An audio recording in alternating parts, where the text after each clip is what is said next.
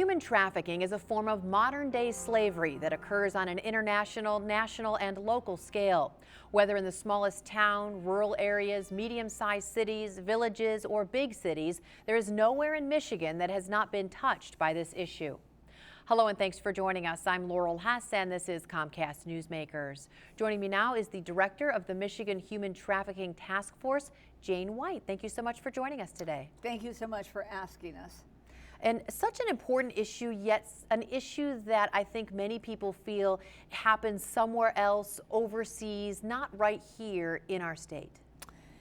Unfortunately, it does happen in our state. And I always say when I talk about it, the first case of identified human trafficking in the state was in the Upper Peninsula. It can happen in large cities, in rural areas, in small and middle size. It can happen anywhere, whether it's labor or whether it's sexual exploitation.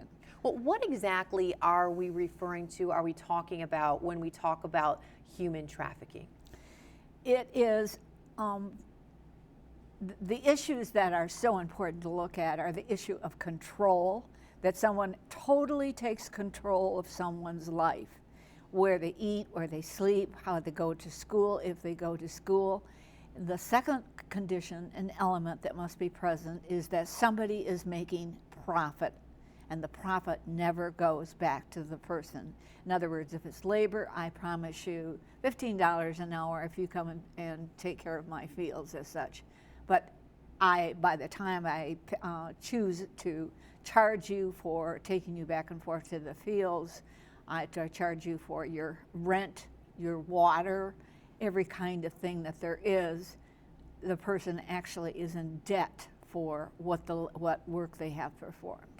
Do we know or have any idea how big of a problem human trafficking is in Michigan or in general, or if it's a growing problem or really what those statistics are? We do know that we've got an economist who has done a very good job in estimating there are approximately 27 million people in the world. We do know that it is the third largest criminal enterprise in the world. So if those conditions itself, as to how many are happening domestically in the United States, we do not have a good system, and therefore we're not counting and keeping track and registering because there are so many people working not as a group cohesively. And that's why the task force was formed. Are we working on now starting to try to gather data or get some systems in place? Attorney General Bill Schuette formed a commission 6 months ago to do some fast-track legislation that will start on data collection, start a systematic flow of that. So yes, and the federal government obviously is still key in this also. Why is this something that all of us should be concerned about? You know, if I don't see it or know that it's going on, how does it affect me? The problem is that we do see it. It's one of a best kept secret. On the other hand, we are faced with it every day. Let's talk about runaway kids. We have 450,000 runaway kids in the United States a year. 1/3 of those will be approached by a pimp asking for sexual exploitation within 48 hours. The average age of a young girl going into prostitution is 12 years of age. Now I know that no one in the community they're horrified when they hear that information, but the facts remain that indeed it's a population that we're not paying the right kind of attention to. How do we differentiate between human trafficking and prostitution? A runaway here in the United States who goes into prostitution, is trafficking not them coming between the borders, or is there really little distinction between those two? It's an excellent question. Anyone under the age of 18, according to the federal government, and soon to be in Michigan, is a minor and has no right to consent. So there is never consensual. They are always a victim. It doesn't matter what they say. So we really, in the law, it is very victim-centered. For the adults, we have learned some very sad stories that for many who are involved in prostitution, they actually entered when they were very young, and while they have remained because of drug addiction or societal kinds of abuses, many of them have started as being trafficked. What are some of the indicators or signs if we are going about our daily business? How would someone recognize human trafficking possibly going on around them? First of all, we need to assess what's going on within our communities. What kinds of businesses are located in our communities that we can say, what is this business doing? Do we have city codes that have some impact on how late something can be open?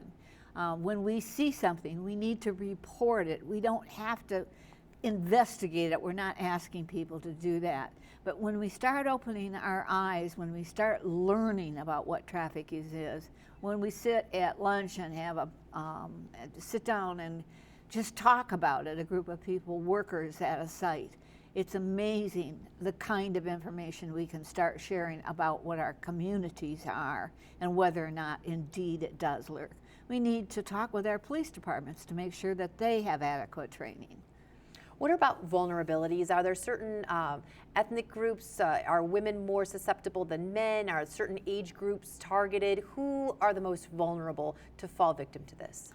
Everybody is vulnerable, and that includes economic class, but there certainly are economics that play into this. Many of those who are coming from foreign national situations are actually involved in very, very serious economic conditions, and they come to the United States because of promises made to them.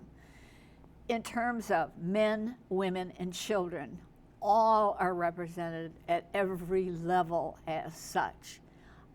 So it depends. We can give all kinds of figures, but we really don't know that they're accurate. We just see cases that represent all. Your task force works with about 90 different agencies. That's correct. Every day to do what? What is the most pressing issue that you're working on a daily basis? Identify victims and prosecute. We have to prosecute the traffickers. And we have to because we need to say to our community, we are protecting our community. We will prosecute. We need to say to our victims, see, we're taking care of you too. We don't want that vulnerability to happen in there. And the third thing probably is to support our victims.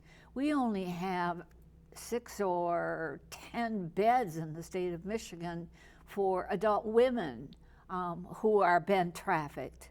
We have domestic violence beds, but we don't have trafficking shelter homes. All right, so doing a lot still to help every day. Thank you very much for joining us. I do appreciate it. Thank you so much. Thank you. Coming up next, Meredith Reese, a member of the Michigan Human Trafficking Task Force and also the Director of Residential Programs for Vista Maria, will join me. We'll be right back.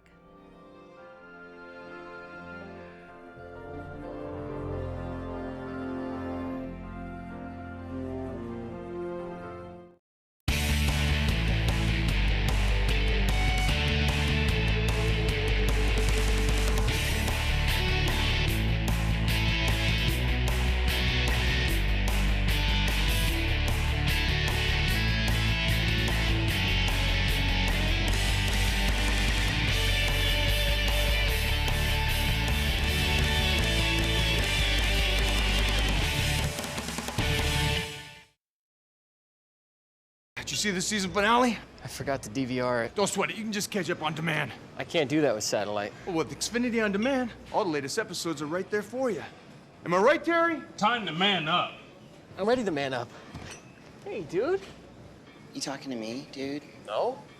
It's talking Terry. Time to man up. Listen to Terry. Awesome is catching up on the latest shows from the top 4 networks with Xfinity. Sign up for a great offer today. Call 1-800-XFINITY. Oh, look, Bill. CenturyLink has the same old DSL internet speeds. Good, because Xfinity is way too Fast. Oh, my. Bill Jr. just used the F word. Where did he learn that? Ow! Fast! What the fast? You're fasting kidding me. We should be more careful. Oh, we should. Me should be. Me careful. Go way faster than CenturyLink. Awesome is having the fastest internet, and now the fastest in-home Wi-Fi from Xfinity.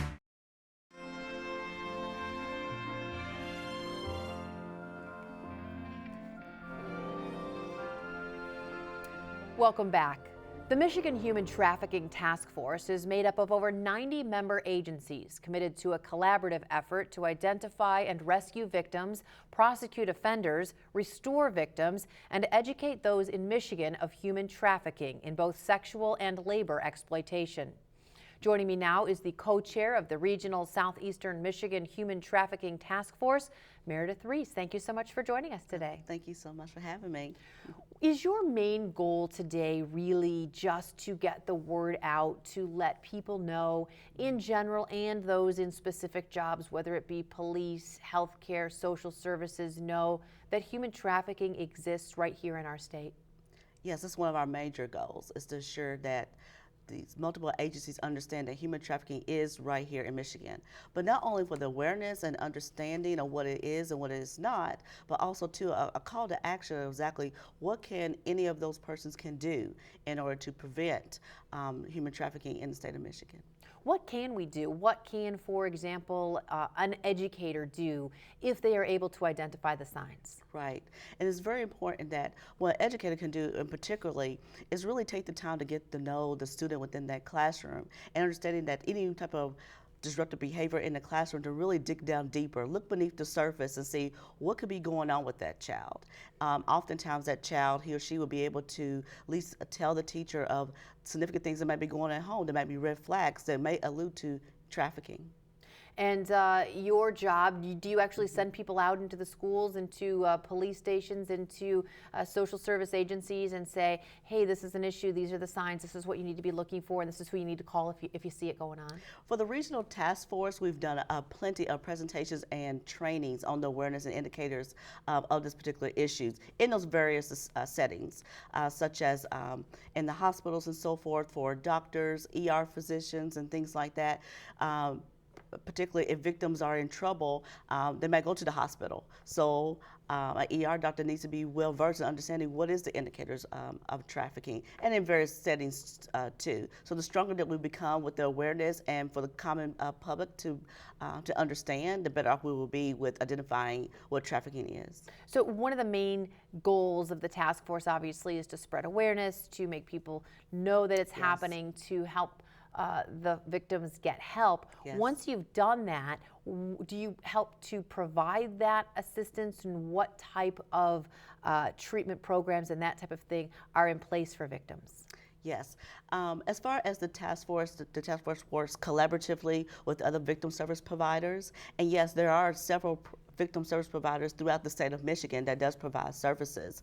Vista Maria in particular, that actually provides treatment, education, and care for young girls who are victims of trafficking. So it's very in particular that the staff on board and so forth provides that type of care and concern for minors of domestic sex or labor trafficking. It's very interesting to understand that it's not just either or, it's both. Human trafficking, it means sex and labor trafficking. It can be either one. When it comes to sex trafficking, there are some important things happening in Lansing right now. Yes. Interestingly enough, a lot of times it would not be reported, or the victim would be afraid to even say to anyone that it was going on, because the victim themselves could go to jail as a 14-year-old prostitute and be prosecuted. But our Attorney General Bill Schuette has proposed a change in the law, and it's sort of working its way through the House and the Senate. It seems to make sense that teenage girl prostitutes should be treated as victims and not as criminals, and that may help change some of those girls to come forward. Yes, and that's so important.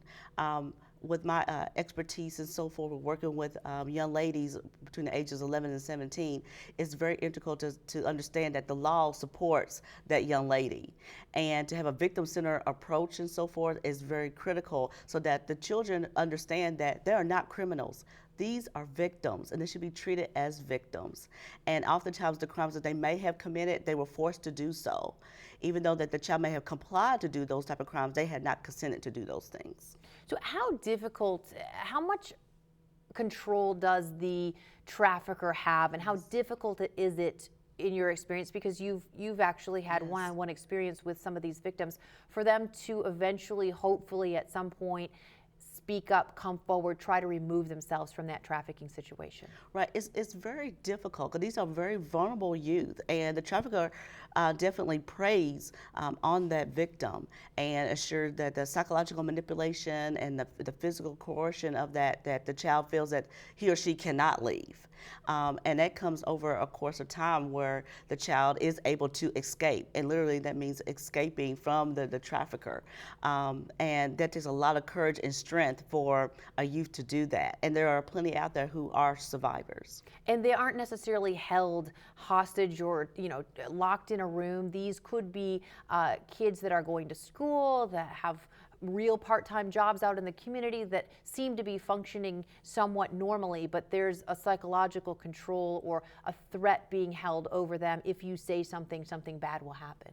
Oh yes, definitely. The psychological threat from the trafficker to the victim is huge. And when a child feels that if I were to tell, or if I were to run, if something bad would happen to myself or to my family, that's a lot of burden on a 12-year-old's shoulders.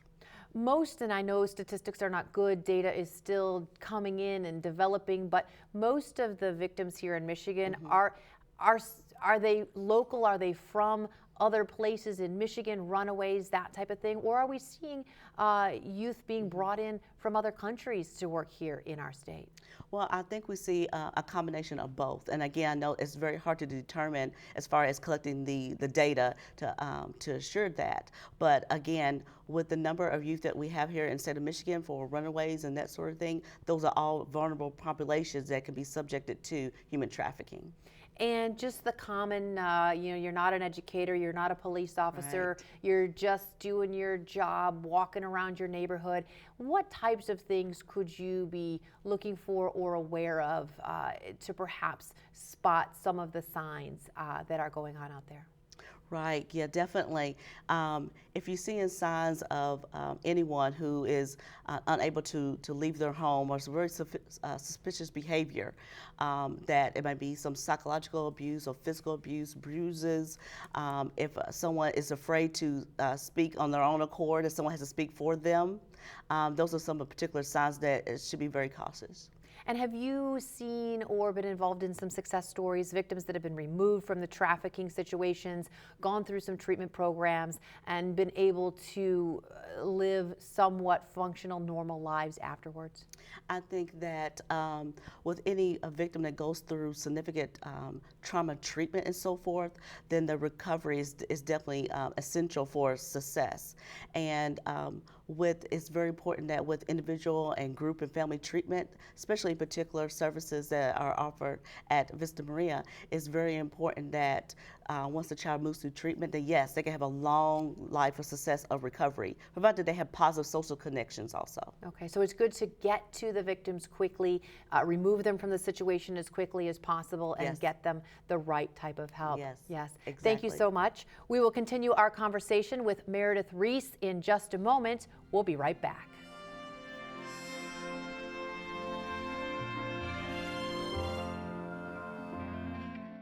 Oh, look, Bill. CenturyLink has the same old DSL internet speeds. Good, because Xfinity is way too Fast. Oh, my. Bill Jr. just used the F word. Where did he learn that? Ow! Fast! What the fast? You're fasting kidding me. We should be more careful. Oh, we should. Me should be. Me careful. Go way faster than CenturyLink. Awesome is having the fastest internet, and now the fastest in-home Wi-Fi from Xfinity.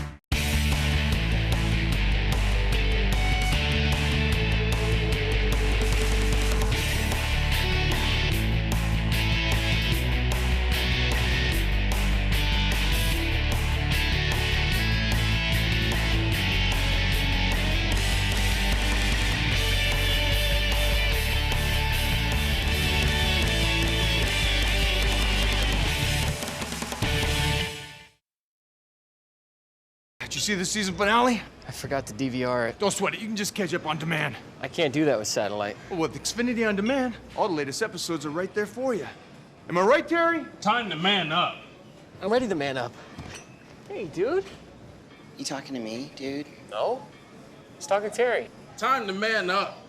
Listen to Terry. Awesome is catching up on the latest shows from the top 4 networks with Xfinity. Sign up for a great offer today. Call 1-800-XFINITY. Treatment for victims of human trafficking is essential. Vista Maria is one such organization that's on a mission to treat, heal, and educate victimized girls. Welcome back. We continue our conversation now with Meredith Reese on human trafficking. Meredith, thank you again for staying with us and kind of switching hats, if you will, because you are also the Vice President of Residential Treatment Programs at Vista Maria, as well as your task force hat. And Vista Maria has been around celebrating its 130th anniversary, helping victimized girls, traumatized girls from all different scenarios, but very recently identifying that many of those girls have come from human trafficking situations. Yes, that would be so true. And throughout our work and so forth, we have the expertise of working with youth who have experienced complex trauma. And the youth who had been victimized through trafficking has definitely has that type of complex trauma. What is the history of Vista Maria? How did it begin, and who in the beginning was it supposed to help and to treat, and how has it evolved and changed over the years? Yeah, so Vista Maria definitely has always had its heart of providing care and treatment for at-risk young girls, and therefore throughout the 130 years has maintained that mission. And we have not only the residential treatment for adolescent girls ages 11 to 17, but we also have a multitude of community-based programming, from foster care, not only for young ladies but for young boys too. And we have after-school programming, community-based counseling, mentorship, and so forth. We also have the luxury of having 2 charter schools on our campus, which is ideal. It has been a wonderful thing because we believe that education is definitely an essential key as far as the future of all of our youth. Help me understand Vista Maria's role. Is this especially the in-house treatment, the residential program, is this something that someone would sign up for, would apply for, would say, this is going to help my child, or a child might say, this is where I want to be? Or do you typically get girls referred to you who don't want to be there, but this is some sort of a requirement? You know, and are the girls, where are they, most of them coming from? Yes. Well, the youth who are referred for our residential treatment programs definitely have been involved with either the Department of Human Services or from the juvenile delinquency realm.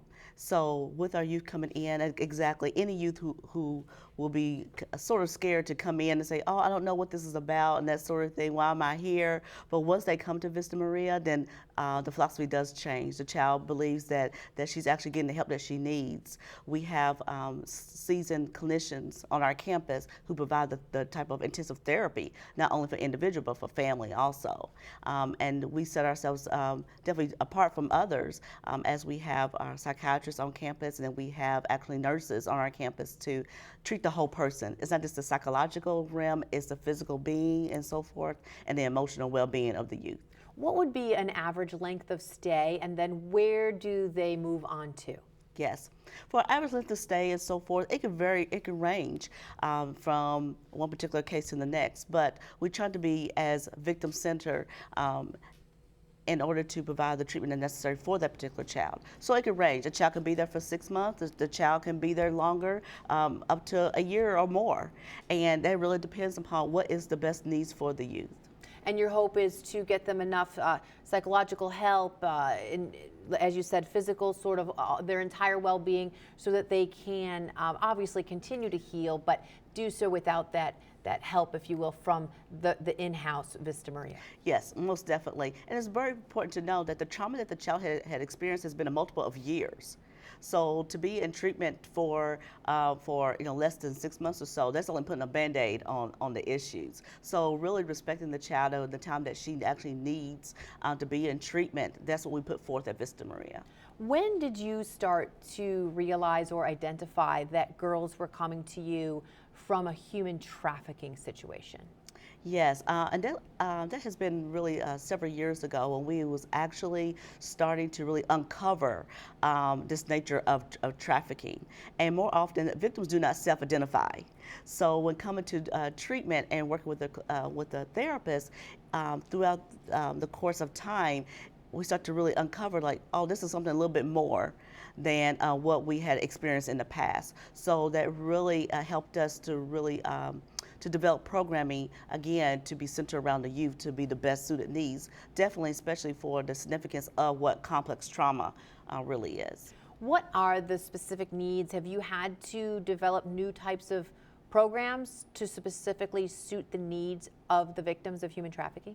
Well, when a child especially is in our trauma program, we refer to the issues of attachment, the issues of what we call affect regulation, which is all about mood disorders and so forth, behavioral control, personal self-concept. Those are some of the key facets of what it means to have complex trauma.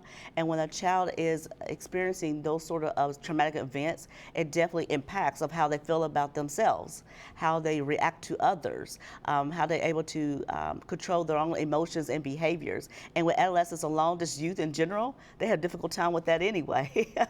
So therefore, with this extra layer of trauma, our seasoned clinicians are able to work through that.